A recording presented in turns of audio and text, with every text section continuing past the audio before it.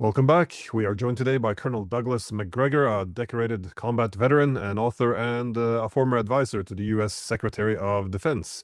So thank you for coming back on. It's great to see you.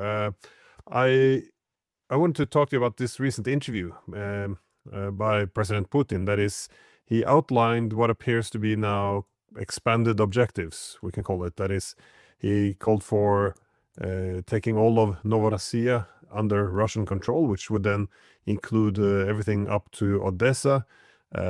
He talked about these buffer zones being lost in Kharkov, Sumy, essentially as a punishment for Kursk, as well as having obvious strategic objectives. And this is happening also as many of the front lines are cracking. I was wondering, do you see this as a new stage of the war, or how are you assessing this I guess new rhetoric coming from the Russian president? Well, first of all, I think that President Putin has said more than once since the beginning of this war that Kharkov and Odessa are historically Russian-speaking cities. So I hesitate to say that it was always the objective, but I think most Russians believed from the beginning that if they were going to do this, those two cities would have to end up in Russian hands. Secondly, I think he's looking at the reality that the security zone for Russia's interests and safety has to be much larger than originally planned or anticipated. Let's face it, Ukraine has become a much more dangerous irritant over time than I think he expected it to. Ukraine itself as a nation, I would describe it as close to dead. But we have this facade of a government in Ukraine with an infrastructure of supporters, not much from the population, but hardcore supporters, thousands of mercenaries and foreigners, and they are able to launch periodically missiles and drones to create the illusion that there is some real power or influence there in the hopes of attracting more money.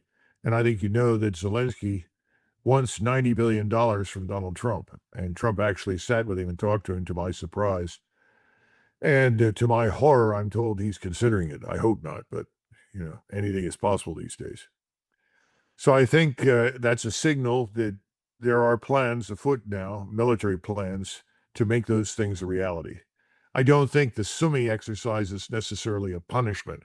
I think it's just a realistic appraisal that says, if we don't control this territory, we have no security in Russia. Russia cannot be secure. So Novorossiya, which was always, I think, in the back of everybody's mind, is going to become a reality. And I would certainly do that if I were in his position. No question about it.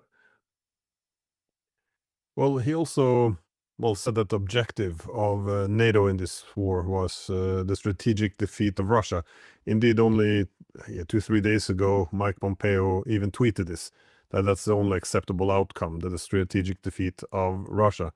Now, I assume that Putin isn't going to allow this, but at the same time, he's seeing the Europeans increase their direct involvement in this war.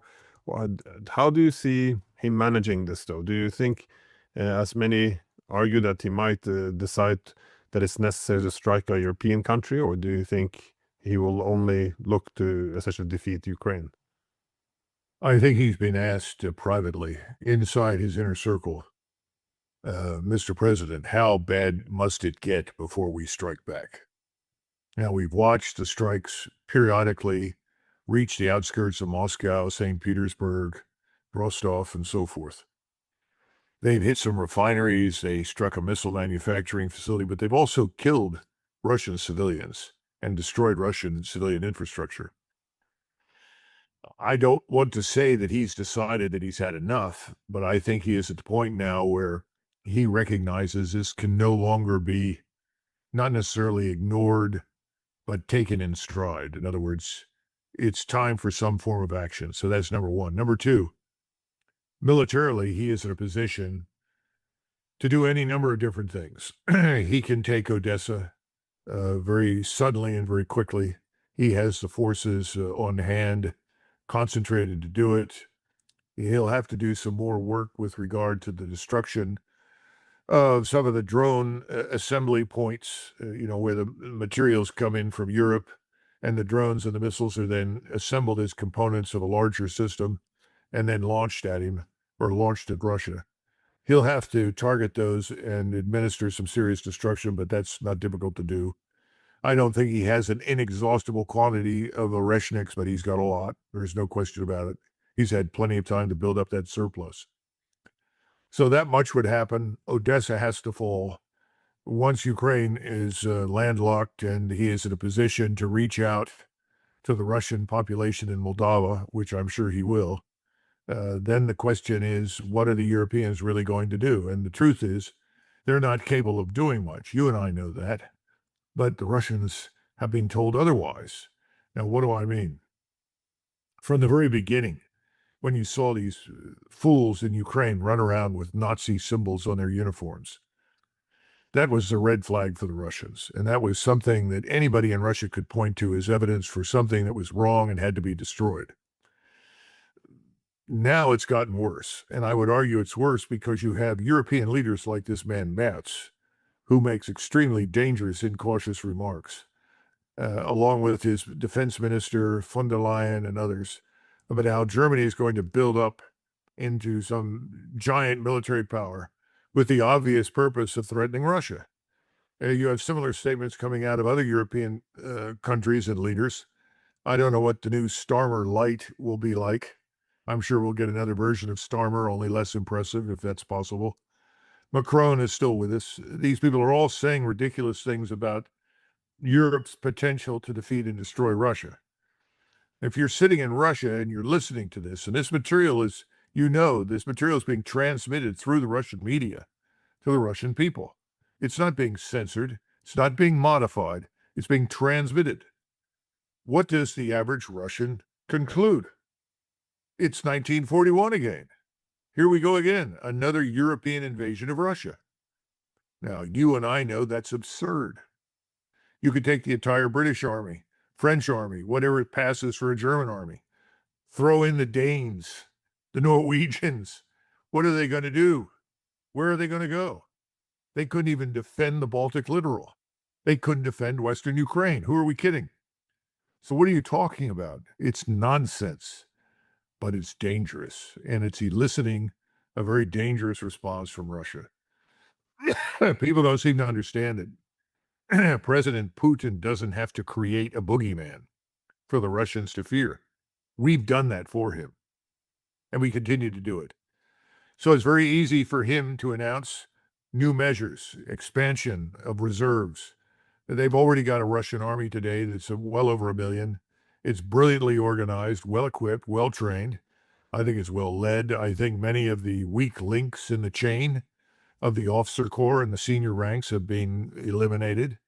If you were going to pick a time and a place to fight the Russians, this is a bad one. Don't do it. You're stupid to even consider it. So I think Putin knows all of these things. I think he's still going to move very methodically because that's his nature. But I think Odessa is going to come under attack and it's going to be seized. Now, can he do more than that? Yes, he probably can. Will he? I don't know. I have listened to voices in Russia say this will not end until we are in Kiev and we absolutely eliminate this regime. I think a lot of people have reached that conclusion. And they don't understand why we have not done more. The thing that's most tragic about the entire picture, Glenn, is that in Russia, at any rate, people genuinely like Americans. And they think that Americans and they are alike. Now, that's not really true. We would make good strategic partners for different reasons, but we are as different from the Russians as the Chinese are. That doesn't mean we can't get along, but I think they have developed this view that we have a lot more in common than we do. And at the same time, they have this very positive picture of Trump. They think Trump is really a good person, that he really wants the best. They don't understand what they're dealing with. The reality TV star who migrates in the direction of whatever promises to make him look good. That's not what they're accustomed to. All you have to do to contrast Trump with President Putin, look at Putin on the stage, the way he behaves, the way he holds himself, how he dresses, how he speaks, The audience, look at the people that are in the audience. How do they dress? How do they look? How do they comport themselves? Then look at what we've got in the United States for a president. It's totally different, completely unrelated. Putin is as close to a czar as you're going to get in the modern world. And he does have one foot in the czarist world. He's got another foot in the Soviet world. He knows both. And he has moved Russia down, I think, a very good path to unity and prosperity because he understands that those are critical. With unity and prosperity, you also get security.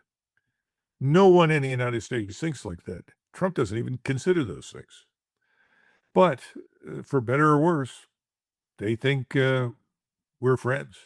They think Trump is a good guy.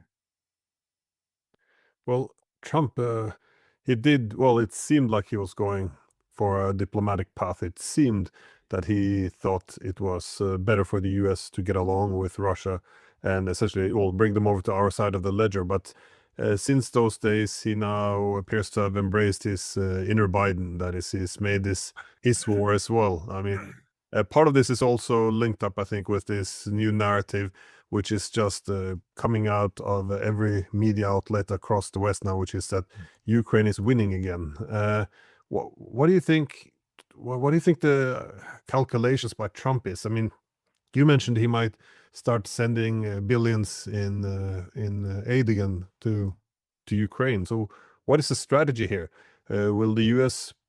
go back into, well, deeper into the war against Russia? First and foremost, you must understand that there is no strategy. There never has been.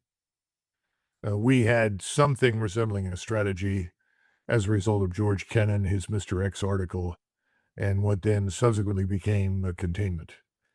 Since then, our strategy has been to retain control of the 750 bases in 80 countries, to continue to exert influence in our pursuit of financial hegemony.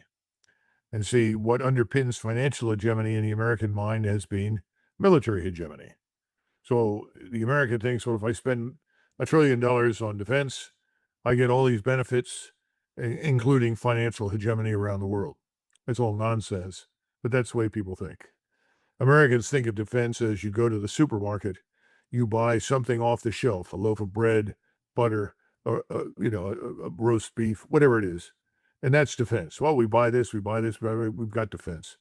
No understanding of how you build military power or anything else. So this is what confronts President Putin. This is what confronts the Iranians. The same thing. There is no strategy. And whatever President Trump wakes up in the morning and decides to do is what we do. And he is not planning the systematic demise or destruction of Russia. Absolutely not. Wouldn't know how to begin.